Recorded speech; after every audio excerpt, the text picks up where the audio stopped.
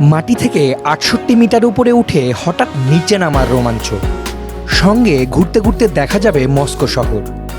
এমনই এক বিশাল রাইড সহ নতুন আউটডোর অংশ খুলে দিয়েছে রাশিয়ার জনপ্রিয় dream island theme park. Soft ওপেনিংয়ের মাধ্যমে দর্শনার্থীদের জন্য খুলে দেওয়া হয়েছে পার্কটির নতুন অংশ। এখানে ৫টি আলাদা থিম জোনে থাকছে ২০টিরও বেশি নতুন রাইড।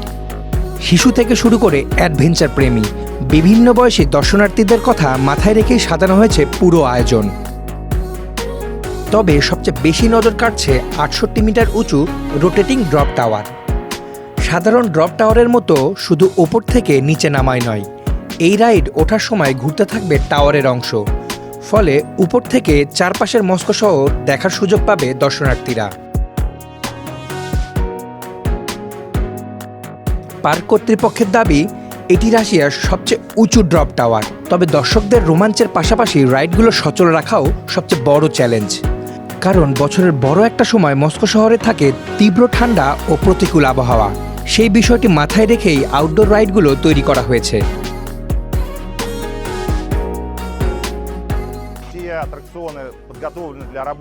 এখানকার রাইডগুলো বিভিন্ন ধরনের আবহাওয়ায় চালানোর উপযোগী করে তৈরি করা হয়েছে। তবে তীব্র শীতের সময় আউটডোর অংশ বন্ধ রাখা হবে।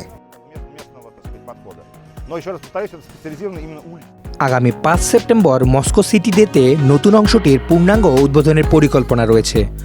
পুরোপুরি চালুর আগে সফট ওপেনিংয়ের মাধ্যমে রাইডগুলো নিয়ে দর্শনার্থীদের অভিজ্ঞতা ও মতামত জানতে চায় কর্তৃপক্ষ।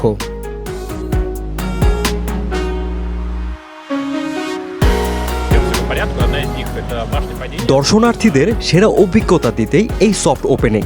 তাদের মতামত পর্যবেক্ষণ করে প্রয়োজন অনুযায়ী রাইডগুলো আরও উন্নত করা হবে। বিশাল এই আয়োজনের মধ্য দিয়ে মস্কো ড্রিম আইল্যান্ড এখন আরও বড় পরিসরে দর্শনার্থীদের স্বাগত জানানোর প্রস্তুতি নিচ্ছে।